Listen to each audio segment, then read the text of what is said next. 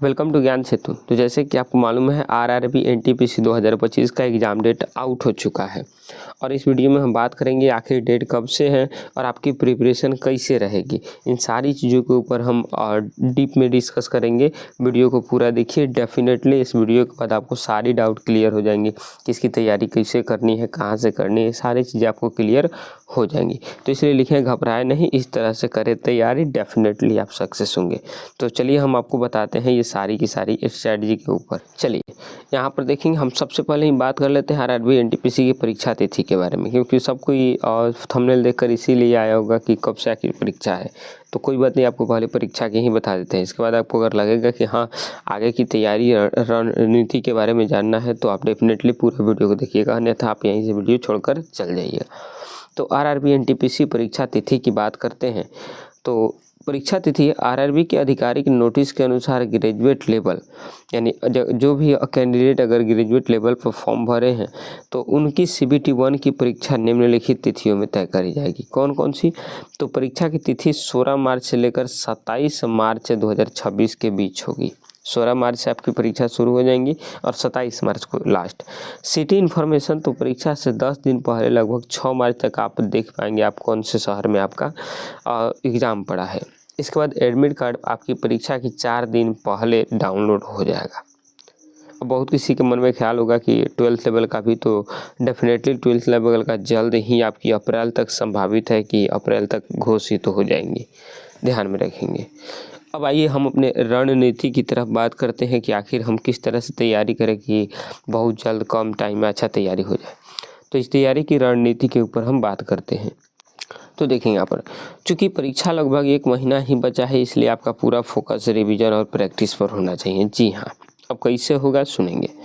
सबसे पहले तो आपको विषय वार फोकस यानी सब्जेक्ट वाइज फोकस आपको करनी पड़ेगी, क्योंकि आप जानते हैं जनरल अवेयरनेस की 40 प्रश्न पूछती है। अब जनरल अवेयरनेस यानी जीके की 40 प्रश्न, तो डेफिनेटली आपको एक बढ़िया तैयारी होनी चाहिए। तो यह सबसे बड़ा सेक्शन है। पिछले 6 से 8 महीनों के करंट अफेयर्स को आप पढ़िए। स्टैटिक जीके पर ज़्यादा फोकस करिए, जैसे कि भारतीय रेलवे के बारे में, महत्वपूर्ण मंदिर, लोक नृत्य, नियुक्तियाँ, इन सारी चीज़ों को अच्छी तरीके से पढ़ें। और साइंस के लिए NCERT के बेसिक से कॉन्सेप्ट पढ़ें। आपको हम बहुत जल्द बताएंगे आपको और भी क्या करना है, क्या अच्छा आप कर सकते हैं मेरे द्वारा। तो यह आपके विषयवार फोकस है, यानी GS 40 क्वेश्चन है। दैट मीन्स कि आपको बहुत ज़बरदस्त तरीके से तैयारी करनी पड़ेगी भाई। और ज़्यादातर करंट अफेयर्स और स्टैटिक के ऊपर आपको फोकस करना पड़ेगा, क्योंकि जल्द आपको मालूम हुई होगा ग्रुप डी में किस तरह से 25 के 25 क्वेश्चन करंट से आ रहा था। मैथमेटिक्स के 30 प्रश्न यहाँ पर आपको देखने को मिलेंगे। तो नया चैप्टर कोई शुरू ना करें, क्योंकि अभी आपके पास 1 महीना टाइम है। तो स्पीड मैथ्स में simplification, percentage, ratio, number system या और अर्थमेटिक पर आपकी ज़्यादा फोकस बनानी पड़ेगी। चाहे वो परसेंटेज हो, रेशियो हो, सिंप्लीफिकेशन हो, SI CI, profit loss, discount, इन सब चीज़ों पर ज़्यादा फोकस करना पड़ेगा। नंबर सिस्टम पर भी। एडवांस मैथ को थोड़े अगर आप नहीं पढ़े हैं तो उसको थोड़ा सा रोक कर रखिए। अर्थमेटिक पर ज़्यादा फोकस बनाइए। इसके बाद रीजनिंग के लिए, तो रीजनिंग के लिए बात करते हैं तो 30 प्रश्न इसमें आएंगे। और coding, decoding, syllogism, blood relation जैसे टॉपिक्स को आप बढ़िया से प्रैक्टिस करिएगा, क्योंकि अच्छा खासा इससे क्वेश्चन पूछेगा। और इसके बाद नॉन वर्बल रीजनिंग को आपको अच्छे से पढ़ना पड़ेगा। नॉन वर्बल एक और टॉपिक होता है मैथमेटिकल्स ऑपरेशन, उसको भी आपको बढ़िया से देखना होगा, ध्यान में रखेंगे। अब उसके बाद तो ये हमारा ए पार्ट था कि हमारी किस्त कौन सी विषय रहेगी, कैसे हम चला करेंगे।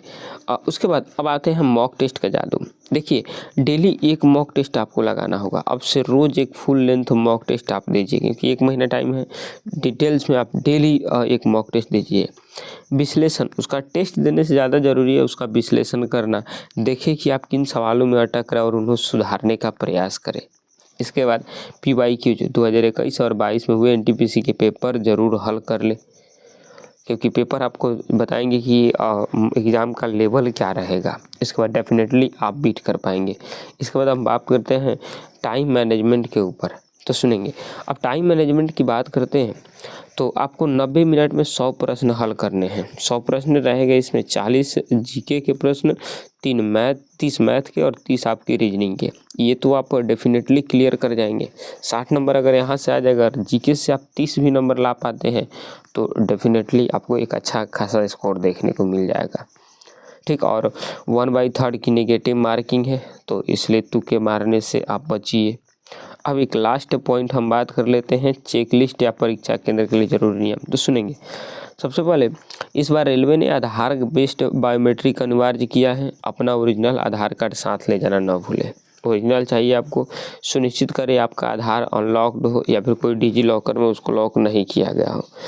एडमिट कार्ड के साथ एक पासपोर्ट साइज फ़ोटो और ओरिजिनल आईडी प्रूफ आपको ज़रूर लेकर जानी पड़ेगी। इतना आपको करना होगा तो डेफिनेटली आप क्लियर कर पाएंगे। इसके बाद अब हम बात करते हैं कि हम यहाँ पर क्या करा रहे हैं। तो देखिए, जीके के लिए सबसे बेस्ट है कि आप लूसेंट पढ़िए।